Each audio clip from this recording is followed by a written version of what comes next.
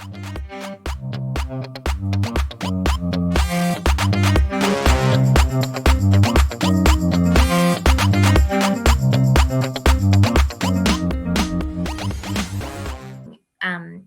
benefit me, it's just more to benefit others. How do you attract the best people? Like, I'm a teacher, so I see children in the class from different backgrounds, and it's in my school, it's mainly they're from affluent backgrounds, but it's a school in Battersea, but there's always, yes, so there's a school, there is a handful each year that don't come from affluent backgrounds, and even I was working in a school in Tulse Hill, and the majority of children weren't from affluent back. And my thinking is, how are these children, I can make an impact this year, but when they get to the level where they I hope that they do have the opportunity to go to university, although some of them might not want to, that's fair enough, but then how do they get to come, how do you get to meet these people? What do you do? Is there anything you do to meet them, so that they get the next opportunity in the next stage of their life, and to start off their career? Oh, so you mean for you to engage with organizations that could help your students along the way? Yes. Yeah. Yes. So what I would do is, like, I've got a feeling I know what school you're talking about, because my primary school was St Mary's Roman Catholic Primary School in Battersea, and it was right next to a very affluent school in Battersea. No, it's not that school. I know that school. It's the school I'm at is Belleville at the moment. Oh yeah, I don't know. I know St Mary's. I know my children's head teacher was a deputy head there. Really? Miss Elwes. I don't know if you know her. I don't think she was there when I was there. And my school was right next door to Newton Prep.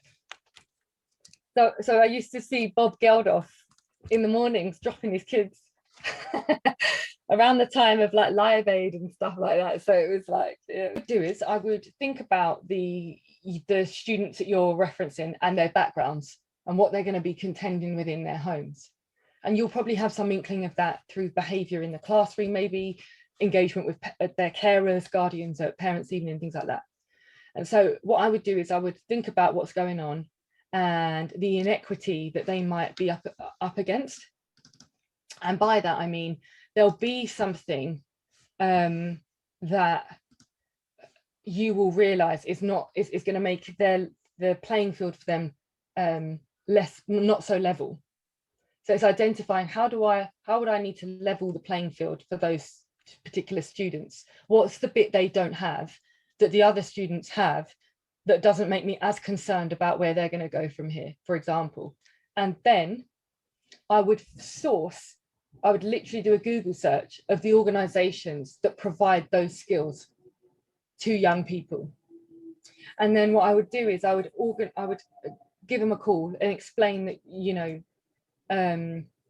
you have students that you think would benefit from some of the programs they run or the workshops they run or whatever it might be.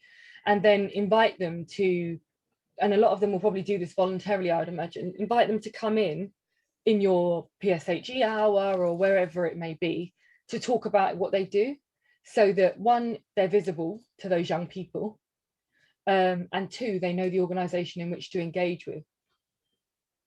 Is that the question? Is that the answer? Is that what the question you were asking, right? Yeah. Sorry. Yes. Yeah, it is. Yeah, it is. So that's what I'd do. I'd start with what they're missing in terms of what you're concerned with will be a barrier for them going forward. And then I'd use that. I'd say, well, what is that? Is that connection? Is that role modeling? Is that network?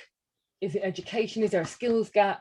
And then look for organizations that exist to fill those gaps, to level the playing field for them, and then use that to create to build relationships with organizations that will fill that gap, and then invite them in so that those kids and you could write, I don't know, a letter home to parents just saying that this particular organization came in, if you would like to look them up. So keeping the communication really open would help too, I think.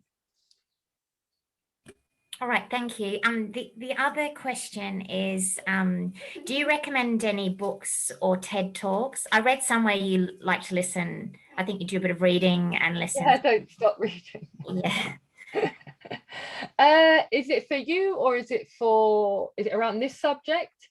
of like For inclusion? me, it's more, yeah, for me, I guess, just for me to, yeah, for me. So there's some books that I always reference and go back to. One is called What Got You Here Won't Get You There. Another one is The Chimp Paradox.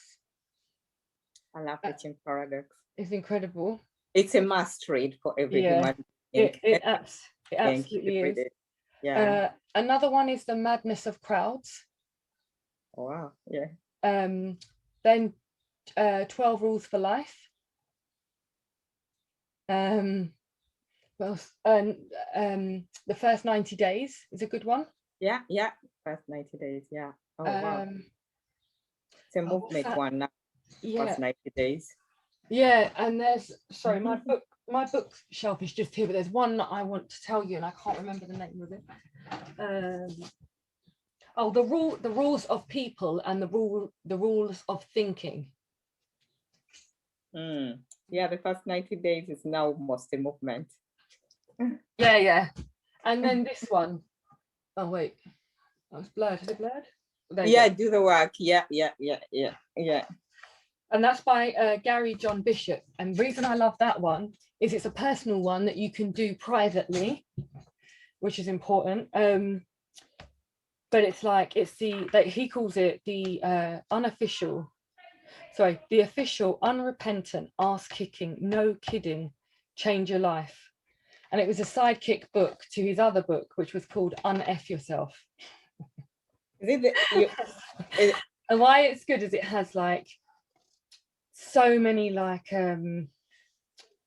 for example, like chapter 1 is question of self, question 2 the relationship trap, purpose, what purpose, 7 assignments, and then it's like and you go through and they're like, be honest, what's holding you back, and you actually write it, like you write it in there. I don't know if I can, hold on, wait, I've got to blur it.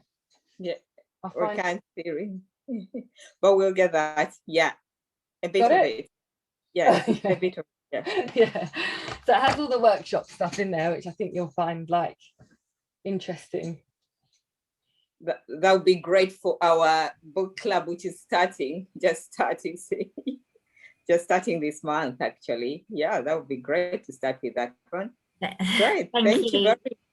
And one more question. What kind of what kind of work do you place people in terms of creative industries? Is it like, do you do film? Do you work with film industries, like theatre, that kind of thing? Yeah, so it's right across the board. It's everything from architecture to film to television production to journalism to all like the other spectrum being magic circle law firms, financial services, civil engineers, pro vice chancellors, it's like a whole mix.